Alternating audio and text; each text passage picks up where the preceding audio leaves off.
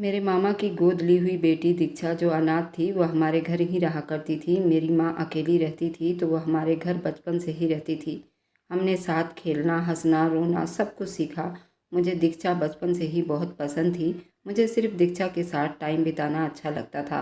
वह लड़की थी ही ऐसी, चुप रहती थी, नरम बोलती थी और जब हंसती तो ऐसा लगता जैसे किसी पुरानी खुशबू की तरह दिल में बस जाती। मैं शायद तब नहीं जानता था वो मेरी मोहब्बत बनेगी। लेकिन जब वो 2 दिन के लिए भी मेरी दादी के साथ दादी के मायके जाती तो मेरे दिल में बेचैनी सी होने लगती। वक्त बीतता गया, हम बड़े हुए। मैं कॉलेज जाने लगा। वह भी स्कूल में थी लेकिन हमारी दोस्ती वैसे ही रही जैसे पहले थी। अब फ़र्क ये था, मेरे दिल में एक अजनबी सी बेकरारी होने लगी थी। उसकी खुशी, खामोशी, उसकी आंखों में उदासी मुझे चुभती थी। वह हमेशा शाम को दादी के घर के काम में हाथ बटाती, लेकिन जब भी मैं आता वह जल्दी मेरे सामने आकर बैठ जाती। एक दिन वो बोली, विष्णु, अगर मैं ना रही तो आप मुझे याद करोगे? मैं हंसा लेकिन मेरे दिल में अजीब सा कुछ हुआ। बकवास मत करो, तुम तो मेरे बिना रह ही नहीं सकती। वो मुस्कुराई, कुछ कहने वाली ही थी कि दादी ने उसे अंदर बुला लिया। उसी शाम मैंने माँ से कहा, माँ, मुझे दीक्षा से शादी करनी है। वह हैरान हुई, कुछ देर चुप रही, फिर बोली, बेटा, मैं तो तुम्हारे दादी के भाई की गोद ली हुई लड़की है और अनाथ है। तुम्हें और भी रिश्ते मिलेंगे। मैंने नज़रें झुका ली मगर मेरे इरादे पक्के थे। मुझे रिश्ता नहीं, दीक्षा चाहिए थी। कुछ दिनों की बहस करने के बाद माँ मान गई। दादी तो पहले ही खुश थी। दीक्षा जब मेरे साथ ब्याह कर सामने लाल रंग के जोड़े में आई तो ऐसा लगा जैसे जिंदगी पूरी हो गई हो। हमारी शादी धूमधाम से हुई। सबने देखा, सबने सुना कि विष्णु को उसकी मोहब्बत मिल गई। शादी के बाद जिंदगी सपनों जैसी बीत रही थी। सुबह मेरे लिए चाय बनाती, मैं उसके लिए फूल लाता। विष्णु, तुम इतने अच्छे क्यों हो? मैं हंस देता, क्योंकि मेरी पत्नी दुनिया की सबसे खूबसूरत और प्यारी औरत थी। वह शर्माकर नज़रें झुका लेती। वह ज़्यादा बोलती नहीं थी लेकिन उसकी आंखों में सब कुछ होता था। कभी खुशी, कभी फिक्र, कभी भगवान से प्रार्थना। एक दिन मैं ऑफिस से देर से आया। दरवाजे पर खड़ी मेरा इंतजार कर रही थी। आप थक गए होंगे, खाना लगा दूँ? मैंने उसका हाथ थाम लिए। पहले तुम बताओ, तुम थक गई होगी, तुम खुश हो ना? वह हल्की सी हंसी। मुझे लगता है मैं इस दुनिया की सबसे खुशकिस्मत औरत हूँ। मैं उसकी आंखों में झांकते रहा। दिल में बोला, भगवान ये पल कभी ख़त्म ना हो।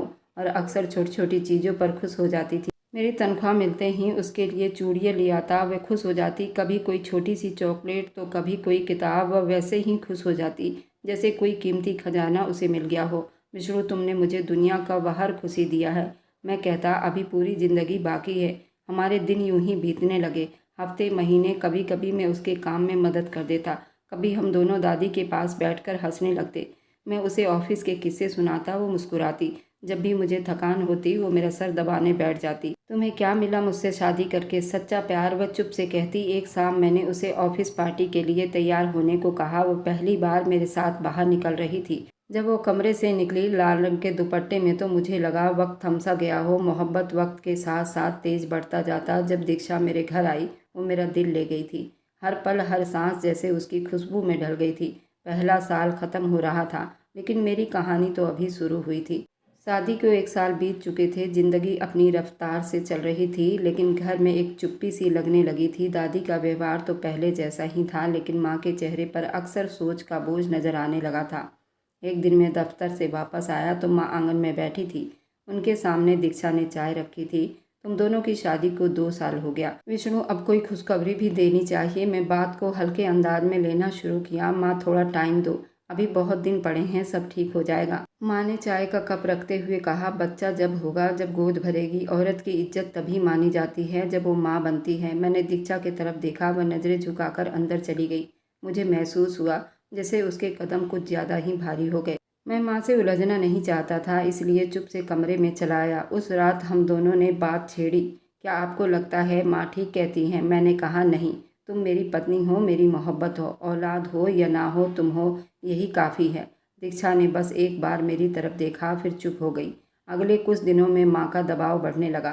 कभी किसी डॉक्टर के पास लेकर जाती, किसी बाबा के पास लेकर जाती, दुआ ताबीज़ करवाती, दीक्षा के गले में बांध देती। माँ, आप इन बातों पर विश्वास करती हैं? हर माँ चाहती है उसकी नस्ल आगे बढ़े। मैंने ताबीज़ दीक्षा को दिया, वह चुप से लेकर रख लेती थी, ना कुछ पूछती थी, ना कुछ कहती थी। एक शाम माँ ने दादी से भी बात छेड़ दी। मेरी बहू बड़ी प्यारी है पर भगवान न जाने कब तक इंतज़ार करना पड़ेगा। दादी ने साफ शब्दों में कहा, हर चीज़ वक्त पर हो जाती है, जब भगवान देगा तो हो जाएगा। लेकिन ये बातें अब घर में हवाओं का मोड़ बदलने लगी थी। पहले दीक्षा खुलकर बात करती थी, अब वो चुप हो गई थी। रातों को वह देर तक जागती रहती थी। कभी कभी आंखें लाल होती मगर कहती कुछ नहीं। मैंने एक बार कहा, दीक्षा अगर तुम चाहो तो हम डॉक्टर के पास जा सकते हैं। अभी क्यों? हमें कुछ वक्त और देना चाहिए, शायद सब ठीक हो जाए। मैंने हाँ में सिर हिला दिया। सच तो ये था कि मुझे भी जल्दी नहीं थी, लेकिन अब लोगों की बातें बढ़ती जा रही थी। फिर माँ की तबीयत बिगड़ने लगी, उनकी सांस फूलने लगी, माँ दर्द में तड़पने लगी। उन्हें अस्पताल ले गए, पता चला हाई ब्लड प्रेशर है, सांस की प्रॉब्लम है। कुछ दिन अस्पताल में रही। दीक्षा बारी बारी देखभाल करती। माँ के आखिरी दिनों में भी वही सवाल थे उनके जुबान पर था, विष्णु मेरी आखिरी इच्छा है कि मैं तुम्हारी औलाद को देख सकूं। मैं चुप हो गया। जवाब तो मेरे पास भी नहीं था, बस उनके चेहरे को चूम कर भगवान से प्रार्थना करने लगा। अगली सुबह वह हमें छोड़कर जा चुकी थी। उनके अंतिम संस्कार पर परिवार के सभी लोग आए थे। मेरी माँ का अंतिम संस्कार हुआ, देर भी हुई, पर मेरे दिल में कुछ अजीब सा जलने लगा। मेरी माँ की इच्छा पूरी ना हो सकी और ये सोच मुझे अंदर ही अंदर खा रही थी। उस किस्से के बाद दीक्षा भी चुप हो गई थी। वह अब ज़्यादा वक्त दादी के पास बिताती, अक्सर किताबों में खोई रहती। मैं महसूस करता उसने खुद को किसी खोल में छुपा लिया था। एक दिन मैंने घर आकर कहा, चलो बाहर चलते हैं, कुछ दिनों के लिए शहर से बाहर, कोई पहाड़ी इलाके में। वह मुस्कुराई, आपको लगता है हम इस सब से भाग सकते हैं? नहीं ना, लेकिन शायद थोड़ा आराम मिल जाए। हम मनाली चले गए। वहाँ हम लोगों ने 2 दिन बहुत इंजॉय किया। उस पॉइंट पर गए जहाँ का नज़ारा बहुत खूबसूरत था। वहाँ के शॉपिंग मॉल में शॉपिंग की, थोड़ा मौज मस्ती किया और वापस आकर दीक्षा ने कहा, आपने ये सब कुछ किया, इसके लिए धन्यवाद, लेकिन दिल का बोझ अभी भी वैसे का वैसा ही है। मैंने उसे गले से लगा लिया। हम एक दूसरे का सहारा थे, बच्चे ना भी हो तो हम एक दूसरे के लिए काफ़ी थे। वक्त बीतता गया। हमने कुछ चेकअप भी करवाए, लेकिन रिपोर्ट नॉर्मल थी। डॉक्टर ने कहा कुछ वक्त लगेगा, परेशान ना हो। लेकिन वक्त ही तो वो चीज़ होती है जो बीत जाती है और हमारे हाथ कुछ नहीं आता। अब शादी को 3 साल बीतने वाले थे। आसपास के लोगों की नज़रें भी बदलने लगी थी। कुछ रिश्तेदार तो बात बात में ताना भी मारने लगे थे, खुशखबरी कब सुनाओगे भाई, या वैसे ही ज़िंदगी बितानी है। मैं सुनता और नज़रअंदाज करता, लेकिन दीक्षा सब सुनकर अंदर ही अंदर टूट रही थी। अब वह खुद मुझसे सवाल करती, हमें बच्चा कभी ना हुआ तो भी हम एक दूसरे के साथ कभी नहीं छोड़ेंगे। ये कहकर मैं मुस्कुराता, लेकिन मेरी मुस्कुराहट में विश्वास कम और तसल्ली ज़्यादा होती। ये मकाम था जहाँ मोहब्बत अपनी परीक्षा ले रही थी और मैं भी ये समझता था कि हम ये सब झेल लेंगे। लेकिन ज़िंदगी ने जो सोच रखा था वह हमें मालूम नहीं था। वक्त बीतता गया, हमारी ज़िंदगी एक चुप्पी में बदलने लगी। मैं सुबह दफ्तर चला जाता, दीक्षा घर में छोटे छोटे काम करती, कभी दादी के पास चली जाती, कभी किताबों में खोई रहती, मगर औलाद ना होने का गम कहीं ना कहीं बाकी था। लेकिन हमने जीने का तरीका ढूंढ लिया था। एक दिन जब मैं दफ्तर से वापस आया, दीक्षा किचन में खड़ी सब्जी काट रही थी। मैंने देखा उसकी रंगत पहले से ज़्यादा पीली हो गई थी। मैंने पूछा, तबीयत तो ठीक है ना? उसने नज़रें चुराते हुए कहा, बस मौसम की बदलाव की वजह से शायद थोड़ा सा सर्दी बुखार हो गया है। मैंने सर हिला दिया। वैसे मामूली बीमारियां अक्सर हो जाती है। ये सोचकर मैंने बात को वहीं छोड़ दिया। अब अगले दिन जब मैं उठा तो दीक्षा ने नाश्ता भी नहीं बनाया था। वह कमरे में कंबल ओढ़कर लेटी हुई थी। क्या हुआ? रात से बुखार है, खांसी भी है। मैंने उसका माथा छुआ। वह सच में बहुत गर्म था। मैं उसे जल्दी डॉक्टर के पास ले गया, दवाई दिलवाई। बुखार वायरल लग रहा था, दवा से ठीक हो जाएगा, लेकिन अगर 2-3 दिन में ठीक ना हुआ तो कुछ टेस्ट करवाऊंगा। 2-3 दिन बीत गए, लेकिन बुखार और खांसी में कोई फर्क नहीं पड़ा। तीसरा रात वह बार बार उठकर पानी पीती, खांसती। बुखार बहुत तेज थी।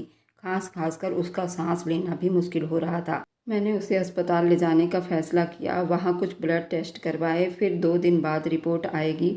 डॉक्टर ने मुझे कमरे में बुलाया, विष्णु साहब, हमें कुछ शिकायतें नज़र आ रही हैं, आपको पूरी सच्चाई सुनने के लिए तैयार होना है। मैं थोड़ा परेशान होकर बैठ गया। क्या बात है? डॉक्टर ने गहरी सांस ली।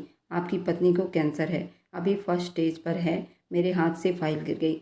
जैसे एक पल में सब कुछ बदल गया। ये आप क्या कह रहे हैं? कहीं कोई गलती तो नहीं हुई? डॉक्टर ने रिपोर्ट दिखाए, सारे जांच दिखाए, लेकिन उस वक्त जो नज़र आया वो नज़रअंदाज नहीं किया जा सकता था। पेट में कैंसर था। डॉक्टर ने कहा हमें जल्दी इलाज की तरफ बढ़ना चाहिए। अस्पताल से बाहर निकला। सर्दी के बावजूद पसीने में भीग चुका था। गाड़ी की सीट पर बैठकर मैंने हाथों से चेहरा ढक लिया। दिमाग बिल्कुल सुन्न हो चुका था। ये खबर थी जो इंसान को अंदर से तोड़ देती है। घर पहुंचा तो दीक्षा सोफे पर बैठी हुई थी। मुझे देखकर बोली, क्या हुआ? रिपोर्ट आ गई? मैंने नज़रें चुराई। बस वायरल है, कुछ कमजोरी है, दवा दी है डॉक्टर ने। वह मुस्कुराई, अच्छा है, मुझे भी लग रहा था कोई बड़ी बात तो नहीं। मैंने ज़बरदस्ती मुस्कुराकर कहा, हाँ आराम करो, बस ठीक हो जाएगा। उसी रात मैंने खुद से वादा किया कि मैं दीक्षा को सच नहीं बताऊंगा। बहुत कमज़ोर हो चुकी थी, हालत पहले से भी बिगड़ती जा रही थी। अगर उसे पता चल गया कि वह कैंसर के शिकार हो चुकी है तो वह दिमागी तौर पर बिल्कुल टूट जाएगी। मैंने अगले दिन बड़े अस्पताल में चेकअप करवाया। उसका पूरा चेकअप हुआ और बहुत सारे टेस्ट हुए, जांच हुई। डॉक्टर ने एक महंगा इलाज बता दिया, गांठ का ऑपरेशन किया और हर महीने कीमोथेरेपी की दवाई और टाइम टाइम से अस्पताल में एडमिट होना। अब मेरी ज़िंदगी को दो हिस्सों में बांट दी गई। एक वक्त जो मैं दफ्तर में बिताता था, दूसरा जो अस्पताल से दवाइयाँ रिपोर्ट के बीच बीतने लगा। दीक्षा से हर बारी यही कहता था, बस थोड़ा इन्फेक्शन है, डॉक्टर ने पूरी आराम करने को कहा। वह मान जाती, कभी शक ना करती। मेरे लिए दुपट्टा संभाल कर दरवाजे तक आई थी। तुम थक जाते हो लेकिन मुझे कभी नहीं डांटते। नहीं, मैं कुछ कह नहीं पाया, बस उसके माथे को चूम लिया। बस मैं तुम्हें हमेशा अपने साथ देखना चाहता हूँ, बाकी सब फालतू है। घर के खर्च अलग, इलाज के पैसे अलग। मैंने अपना सारा सेविंग निकाल लिया था, दोस्तों से उधार लिया, कुछ जेवर गिरवी रख दिए। दीक्षा को किसी बात की खबर ना होने दी, लेकिन कुछ बातें छुप नहीं सकती। एक दिन वह बोली, विष्णु सच बताइए, मुझे कुछ गंभीर बीमारी तो नहीं? मेरे जिस्म में फ़र्क महसूस हुआ था, मेरा बुखार, दर्द सब कुछ बदल गया है।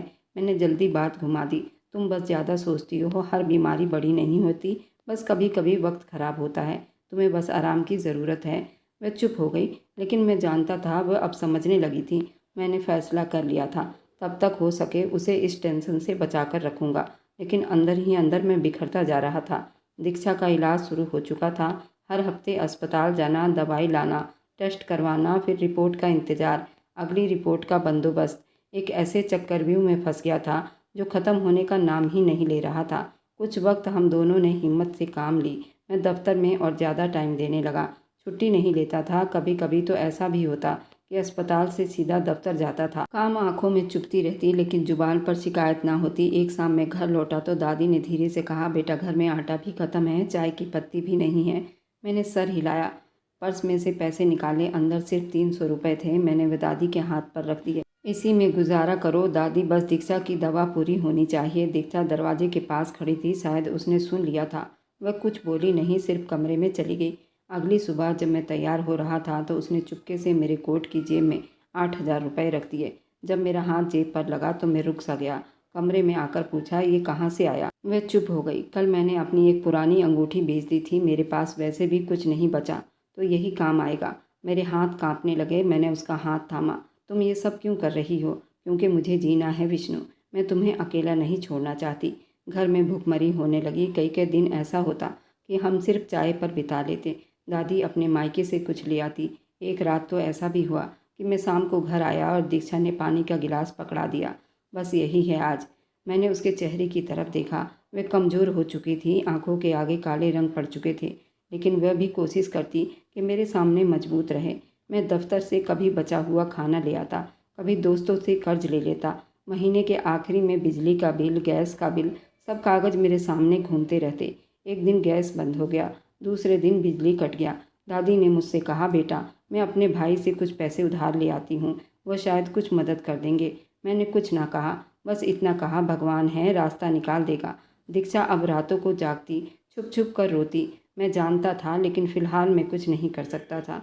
मैंने दीक्षा से कहा, तुम्हें ज़्यादा टेंशन लेने की ज़रूरत नहीं, तुम सिर्फ आराम करो, बाकी सब मैं संभाल लूँगा। हम दोनों की मोहब्बत अब एक परीक्षाओं से गुजर रही थी। ना सिर्फ बीमारी, भुखमरी, थकान, बेबसी, सब कुछ हमारी दीवारों के बीच में बस गया था।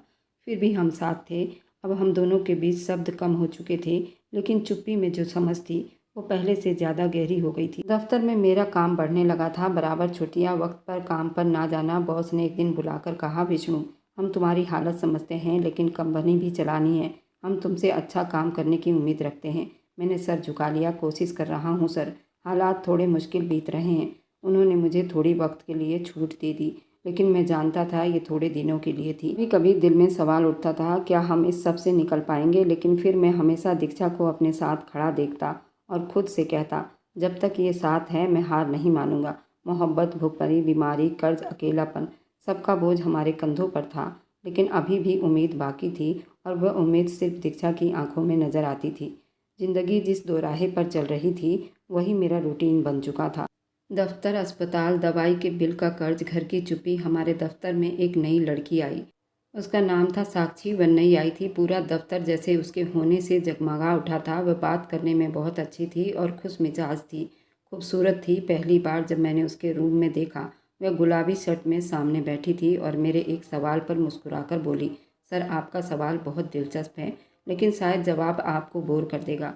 मैंने पहली बार कई दिनों बाद खुद को हंसते हुए पाया और नॉर्मल बात करने लगा।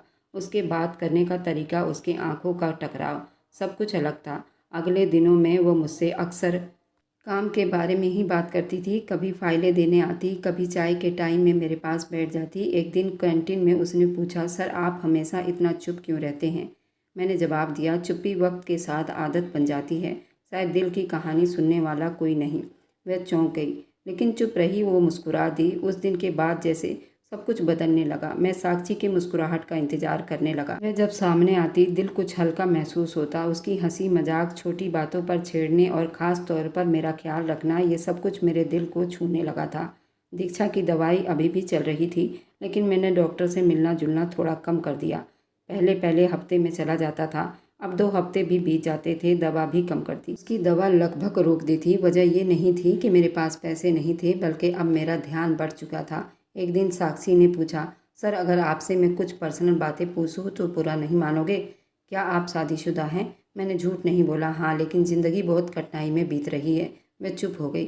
फिर बोली, कभी कभी हम किसी को खुश करने की इतनी कोशिश करते हैं कि खुद को भूल जाते हैं। मुझे लगा वो मेरी बात समझ गई है। अब मैं साक्षी से दफ्तर के बाहर भी मिलने लगा, कभी कॉफ़ी पिलाने, कभी शॉपिंग करवाने। एक दिन उसने पूछा, अगर मैं तुम्हारी ज़िंदगी में पहले आती तो क्या होता? उसने हंसते हुए कहा, पता नहीं, शायद सब कुछ अलग होता। उसी दिन के बाद हमारे बीच संबंध बदलने लगे। अब वह सिर्फ दफ्तर की साथी नहीं रही, अब वो मेरे साथ मेरे घर भी आ जाती थी। जब मैं दीक्षा को देखता तो वो बिस्तर पर लेटी होती, थकी होती, चुप रहती। एक दिन उसने मुझसे पूछा, आज फिर दवा नहीं लाए? मैंने थोड़ा गुस्से से कहा, अब दवा बहुत महंगी हो गई है और कुछ खास फायदा भी नहीं हो रहा। वह कुछ देर चुप रही, फिर धीरे से बोली, विष्णु मैं जी तो नहीं रही, बस चल रही हूँ। कम से कम मेरे लिए कुछ पल आसान कर दो। मैंने पलटकर जवाब दिया, जिंदगी आसान नहीं है, तुम अकेली नहीं हो जिस पर बोझ हो। वह चुप हो गई, लेकिन उसकी आंखें बहुत कुछ कह रही थी। साक्षी अब मेरे लिए ज़रूरी बन चुकी थी। वो मेरे दिलों की रोशनी थी, रातों का सुकून। मैं अक्सर घर देर पहुंचता, बहाने बना देता, दीक्षा के कमरे में जाना छोड़ दिया था। एक रात दीक्षा ने कहा, क्या तुम मुझसे बोर हो चुके हो? मैंने जवाब नहीं दिया। अगर मैं मर जाऊं तो शायद तुम्हें सुकून मिल जाए। ऐसी बातें मत करो, मैंने ठंडे शब्दों में कहा, मरना जीना तुम्हारे बस में नहीं। उस रात मैंने जानबूझकर साक्षी को फ़ोन किया, कल रात मेरे साथ डिनर पर चलोगी? तुम्हारी पत्नी का क्या होगा? अब वह सिर्फ एक जिम्मेदारी है, रिश्ता नहीं। मैंने वह सब कह दिया जिसकी गूंज बरसों तक मुझे खाती रहेगी। साक्षी की खामोशी, उसकी आंखों की नमी, सब कुछ मैंने नज़रअंदाज करना सीख लिया था। और जब कोई इंसान ऐसी बातें बनाना सीख ले तो वह धीरे धीरे सब कुछ खोने लगता है, मगर उसे उसका पता बहुत देर में चलता है। मेरे लिए वह देर बहुत जल्द आने वाली थी, जिसका मुझे अभी अंदाज़ा तक नहीं था। एक दिन शाम को मैं घर देर से आया। दीक्षा दरवाजे के पास बैठी थी। चेहरा पीला पड़ चुका था, आंखों के नीचे काले धब्बे पड़ चुके थे, सिर्फ चमड़ी और हड्डी रह गई थी। बुखार बहुत तेज था, आज उसकी आवाज़ कांप रही थी। मैंने कोट उतारते हुए कहा, हर दिन दवा नहीं खरीदी जाती, तुम्हें तो लगता है तुम्हारा कोई इलाज नहीं। वह चुप हो गई, नज़रें झुका ली, फिर धीरे से बोली, मैं कोशिश करती हूँ कुछ न मांगूँ, लेकिन जिस्म साथ नहीं दे रहा तो क्या करूँ? अब वो गुस्सा मुझे खुद पर आ रहा था, मगर निकाल उस पर रहा था। वह चुप से बिस्तर पर चली गई। रात को मैंने खाने के लिए बैठा, उसने कुछ नहीं खाया। मैंने गुस्से में कहा, शायद तुम्हें लगता है तुम भूखी रहोगी तो मुझे एहसास दिलाओगी। वह कुछ देर चुप रही, बड़ी मुश्किल से कहा, नहीं, सिर्फ भूख नहीं है। अगली सुबह मैं ऑफिस जाने के लिए तैयार हुआ था। साक्षी का मैसेज आया, आज कहीं घूमने का प्लान बना लो, छुट्टी ले लो। मैंने जल्दी जवाब दिया, ठीक है, लोकेशन भेज दो। और दीक्षा को कह दिया, दफ्तर में मीटिंग है, देर हो सकती है। उसने बस हाँ में सिर हिलाया। साक्षी के साथ घूमने चला गया। वापस आकर जब कमरे में दाखिल हुआ तो दीक्षा का बदन बेजान सा लग रहा था, चेहरा पूरा सफ़ेद और सांस लेने में बहुत दिक्कत हो रही थी। मैंने पानी पिलाया तो बोली, मुझे डॉक्टर के पास ले जाओ, आज शायद कुछ ज़्यादा दर्द हो रहा है। मैंने फ़ोन देखा, बैटरी ख़त्म हो चुकी थी, अभी नहीं जा सकता।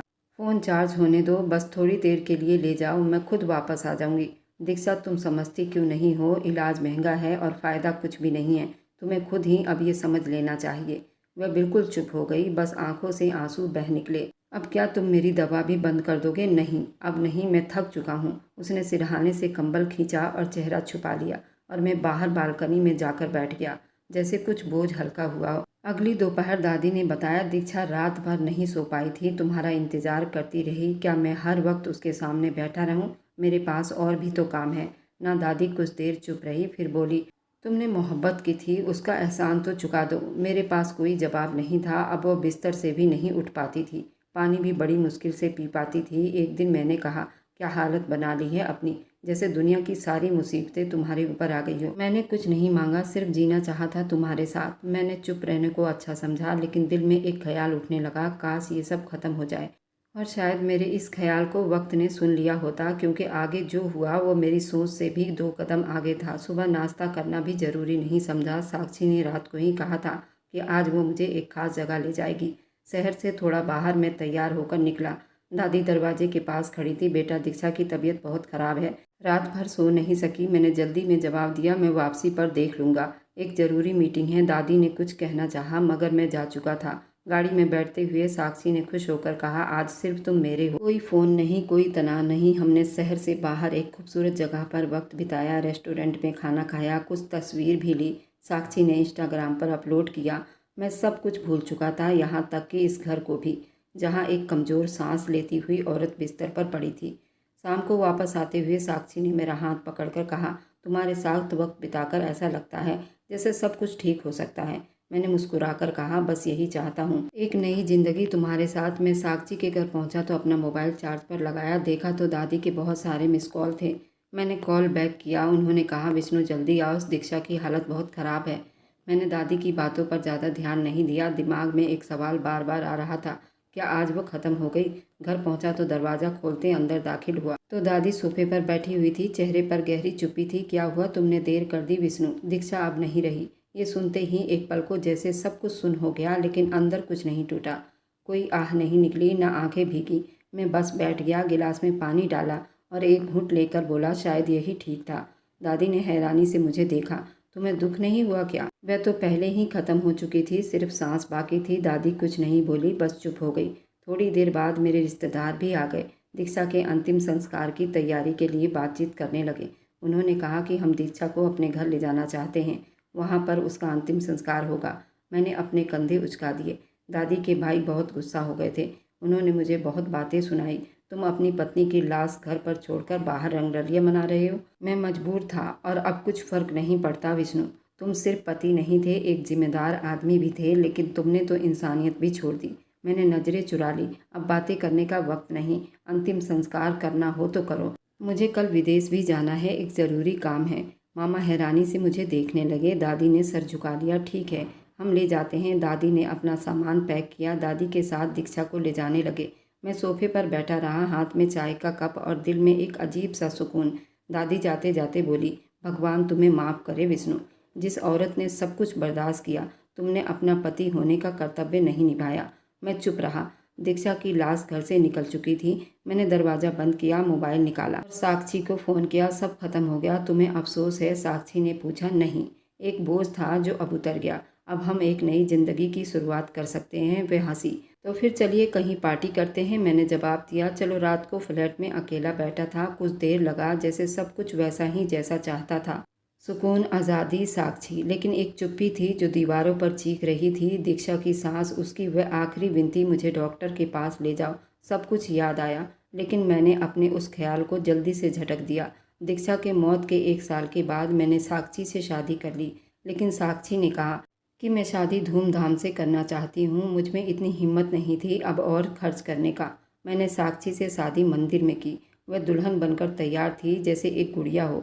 सबकी निगाहें उस पर थी। मुझे लग रहा था जैसे मैंने सब कुछ हासिल कर चुका हूँ। शुरू के कुछ दिन सब कुछ नॉर्मल बीत गए। हम शहर से बाहर घूमने गए, महंगे होटलों में शॉपिंग की, खाना खाया, हंसी मजाक किया। साक्षी हर दिन नया कपड़ा, नई ज्वेलरी और नई तस्वीर चाहती थी। विष्णु, मेरे लिए ये वाला ब्रांड का बैग ला दो, सब दोस्तों के पास है, ये बहुत महंगा है। अभी कुछ दिन रुक जाओ, तुमने वादा किया था कि मेरे सारे सपने पूरे करोगे, अब पैसों की बात क्यों? मैं चुप हो जाता और कुछ दिन के बाद वही चीज़ खरीद कर ले आता। मेरे क्रेडिट कार्ड की हद खत्म होने लगी थी। दफ्तर में भी अब वही पुरानी समस्या, वक्त की कमी। एक दिन दफ्तर से वापस आया साक्षी सोफे पर बैठी हुई थी, सामने ब्यूटी पार्लर का बिल रखा था। ये क्या है? मैंने कहा था तुम थोड़ा खर्च कम करो। मैंने अपने लिए खर्च किया, किसी और पर नहीं, लेकिन ये पैसे कहाँ से आएंगे? तो फिर मैं वो पत्नी बन जाऊँ जो दिन भर बिस्तर पर पड़ी पड़ी सिसकती रहती थी? तुम्हें वैसा ही चाहिए ना? मैं एक पल को सुन रह गया। ये शब्द मेरे सीने में तीर बनकर चुभे थे। शायद उसने जानबूझकर कहा था, लेकिन ये पहली बार था जब किसी ने दीक्षा को लेकर ताना दिया था। रात को मैं नींद में बड़बड़ाकर उठ बैठा। पसीने में भीग चुका था। सपने में वही मंजर था, दीक्षा का चेहरा, बेहोशी में आखिरी शब्द, मुझे डॉक्टर के पास ले जाओ। मैंने पानी पिया और खिड़की के पास जाकर खड़ा हो गया। नीचे सड़क सुनसान थी, लेकिन दिमाग शोर से भरा हुआ था। दिल में एक बेनाम खालीपन महसूस होने लगा था। अगले दिन दफ्तर में काम पर ध्यान नहीं दे पाया था। मीटिंग में बॉस ने कहा, विष्णु तुम्हारा काम पर ध्यान नहीं, तुम्हारा रिकॉर्ड खराब होता जा रहा है, तुम्हारी परफॉर्मेंस पर ऑफिस में कई सवाल उठ रहे हैं, तुम्हें जॉब से निकाल दिया गया है। शाम को घर आया तो साक्षी ने एक नए ड्रेस सूट में तैयार बैठी थी। चलो आज एक नया फ़ोन लॉन्च हुआ है, मुझे वही लेना है। मेरी तबीयत ठीक नहीं, थोड़ा आराम करना है। तो मैं अकेली जाऊंगी, सब हंसेंगे मुझ पर। हंसने दो, मैं नहीं जा सकता। दरवाज़ा जोर से बंद करके निकल गई। मैं सोफे पर बैठा रहा। दीक्षा के वह आखिरी शब्द याद आने लगे। वह कभी नाराज़ नहीं होती थी, कभी कोई जिद नहीं करती थी। आज एक ऐसी औरत मेरे सामने थी जो सिर्फ लेना जानती थी। मैंने फ़ोन उठाया, गैलरी खोली और पुरानी तस्वीर निकाली। उस तस्वीर में दीक्षा मेरे साथ चाय का कप लिए खड़ी मुस्कुरा रही थी। वह मंजर उस वक्त आम सा लगा था, लेकिन आज वही सब कुछ अलग लग रहा था। साक्षी नया मोबाइल खरीद लाई थी, उसका मैंने पेमेंट कर दिया था। साक्षी थोड़ी नाराज़ थी। वो कहने लगी, अगर मैं तुम्हारी दूसरी पत्नी हूँ तो तुम्हें चाहिए कि तुम मुझे रानियों की तरह रखो। अगली सुबह मैंने बैंक अकाउंट चेक किया। बैलेंस करीब करीब ख़त्म हो चुका था। मैंने हिसाब लगाया, पिछले 1 साल में कितना खर्च हो चुका था, जितना तो मैंने दीक्षा की बीमारी में भी नहीं लगाया था। वह साक्षी के मेकअप और शॉपिंग और पार्लर में लग चुके थे। अब मैं दूसरी नौकरी तलाश कर रहा था। मेरे दोस्त ने बताया, विदेश में एक वैकेंसी खाली है, तुम चाहे तो वहाँ अपना इंटरव्यू दे सकते हो। मैंने हामी भर ली। वीज़ा भी बहुत जल्दी आ गया था। मेरा सब कुछ पूरा हो गया था। साक्षी को वीज़ा मिलते ही खुशी का कोई ठिकाना नहीं रहा। वह दिन रात खुशी में झूम रही थी। नई जगह होगी, ब्रांडेड कपड़े होंगे, अच्छे मॉल होंगे। वह सिर्फ फैशन की बातें करती रहती। बस मैं तो ये सोच रही हूँ, लंदन में पहली शॉपिंग कहाँ से शुरू करूँगी। चलो साक्षी, पैकिंग करो। शॉपिंग तो सालों साल होती रहेगी। नहीं, तुम समझ नहीं रहे। वहाँ जाकर मेरा नया स्टेटस होगा।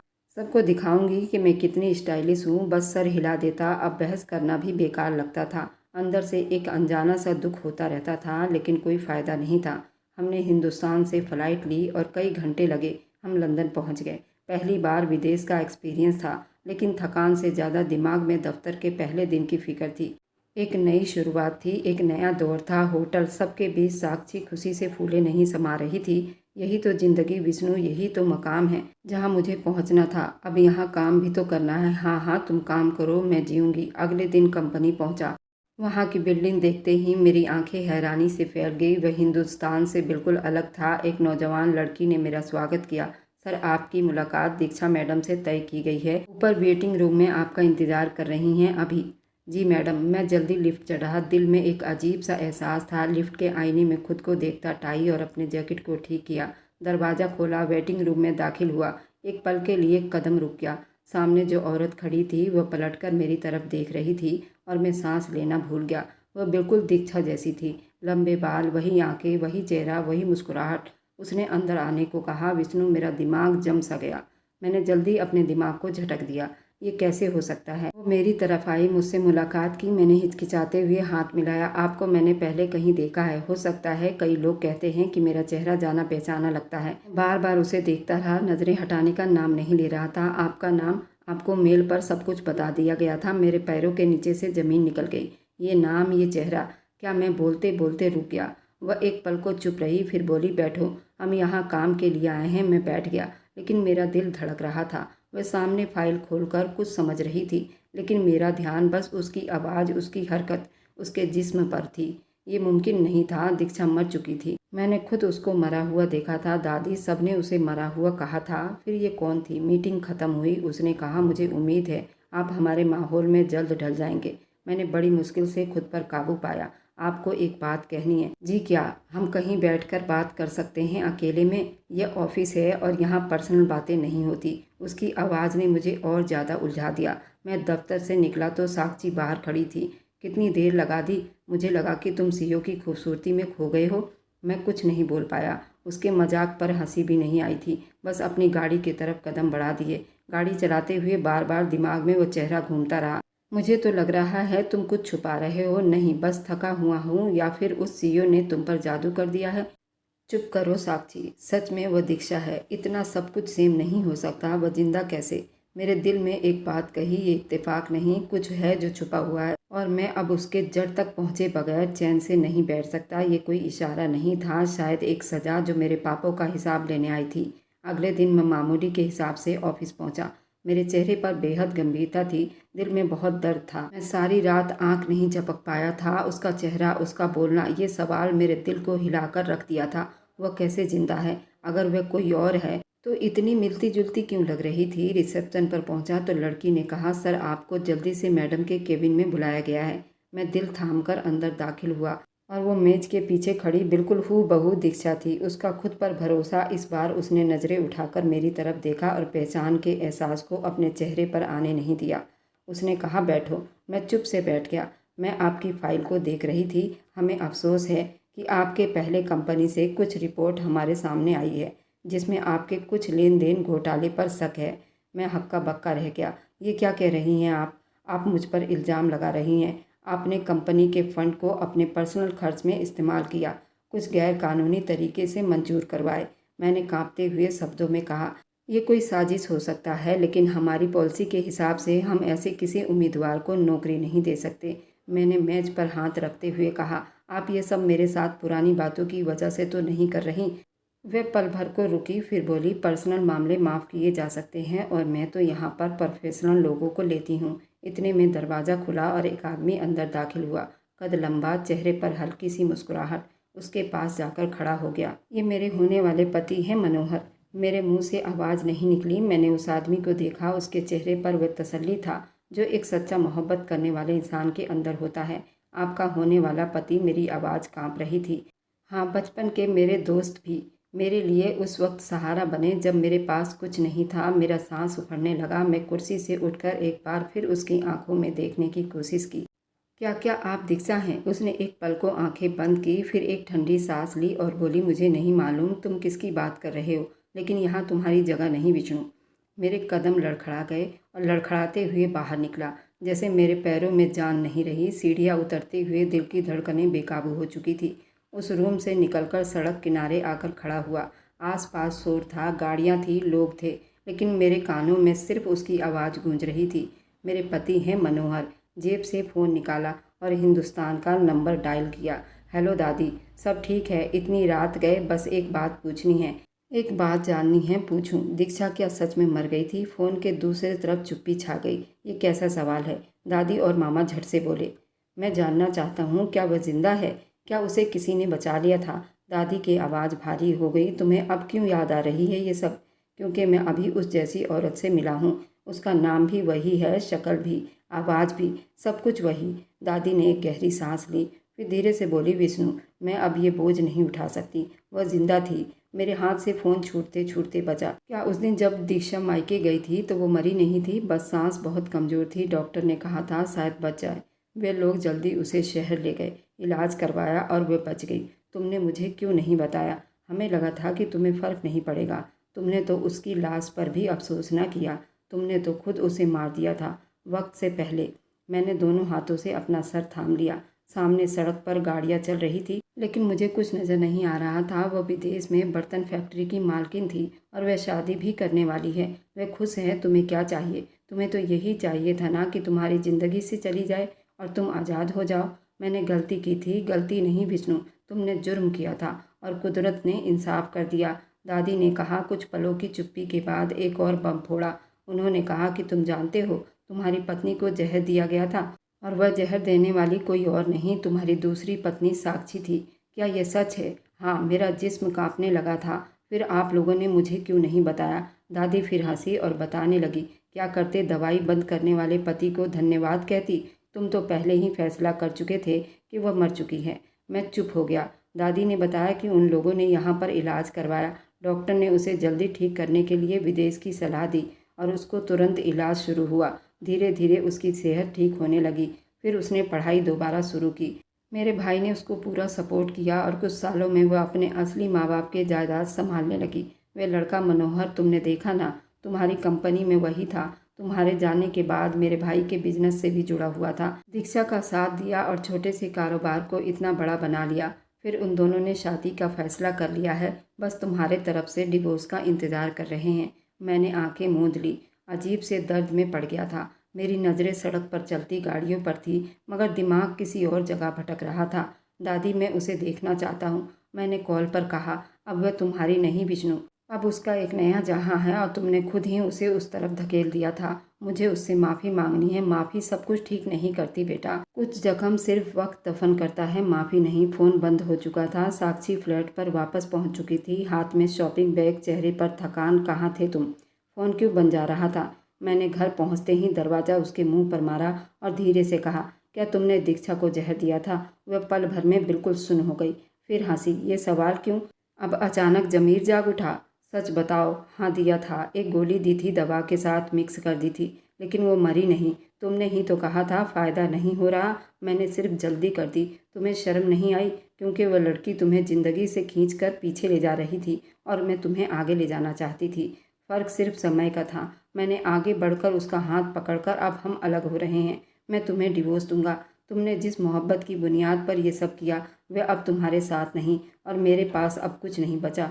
वह मुस्कुराकर कहने लगी, फिर भी तुम्हारे चेहरे पर मुस्कान नहीं विष्णु, शायद अब आएगा भी नहीं। मैंने कमरे का दरवाज़ा बंद किया और बिस्तर पर बैठ गया। अब सब कुछ सामने आ चुका था, जो मैंने खो दिया था। मैं कई दिन बिस्तर पर रोता हुआ पड़ा रहा, खुद से जंग लड़ता रहा। शर्मिंदगी, एक अंदरूनी दर्द का बोझ, सब कुछ रोक नहीं पा रहा था। लेकिन आखिरकार एक सुबह मैं दीक्षा की कंपनी दोबारा गया।